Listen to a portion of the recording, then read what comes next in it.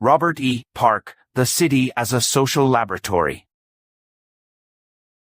Robert E. Park, a prominent figure in sociology and a leading member of the Chicago School, introduced the groundbreaking idea that the city is like a social laboratory.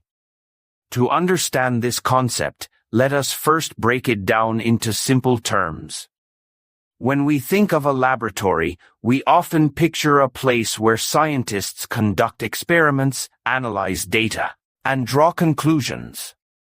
Park believed that cities operate in a similar way, offering endless opportunities to observe, study, and understand human behavior, relationships, and social structures. Cities are places of constant activity, filled with people from all walks of life.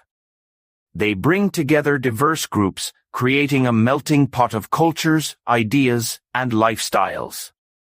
This diversity makes cities a perfect environment to study how people interact, form communities, and deal with challenges.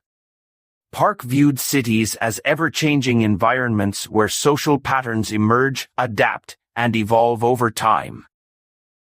One of Park's central ideas was that cities are not just collections of buildings and streets but are living, breathing entities.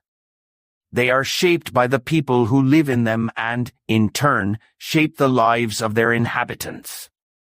For Park, cities were microcosms of society, reflecting the broader dynamics of human interaction and social organization. This meant that by studying cities, sociologists could gain insights into human behavior and societal trends that could be applied to other contexts. Imagine walking through a bustling city.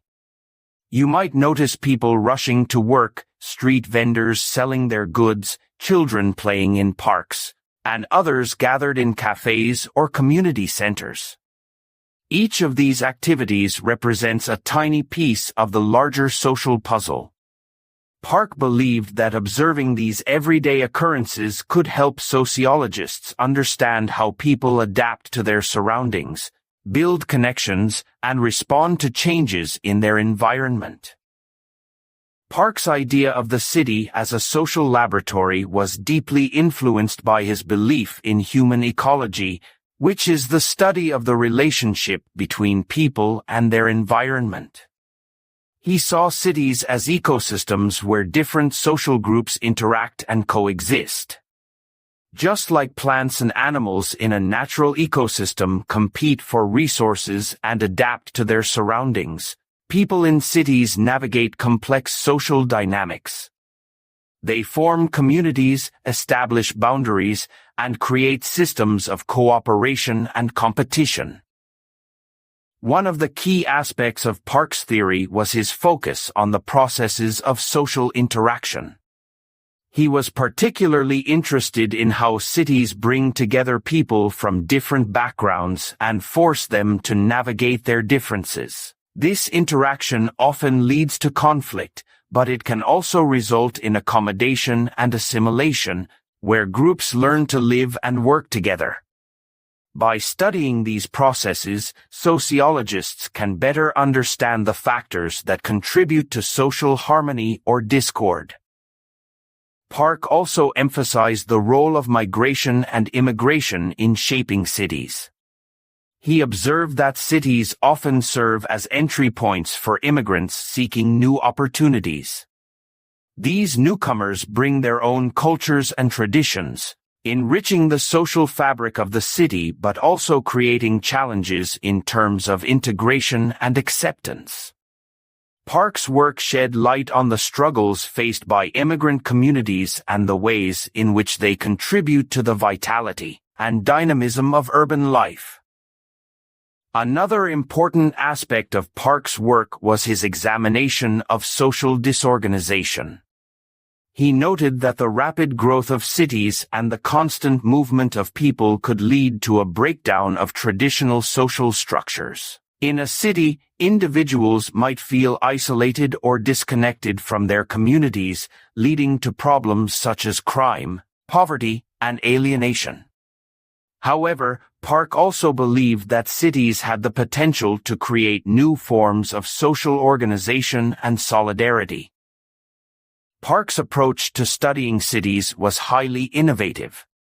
He encouraged sociologists to go out into the field and observe urban life firsthand. This method, known as ethnography, involved immersing oneself in the environment being studied to gain a deeper understanding of its dynamics. Park's students at the University of Chicago followed this approach, conducting detailed studies of neighborhoods, communities, and social groups within the city. Their work laid the foundation for modern urban sociology. In summary, Robert E. Park's idea of the city as a social laboratory revolutionized the study of urban life.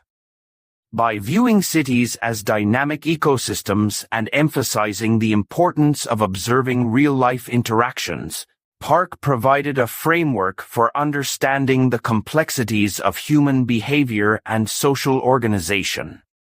His insights remain relevant today as cities continue to grow and evolve in response to economic, cultural, and technological changes.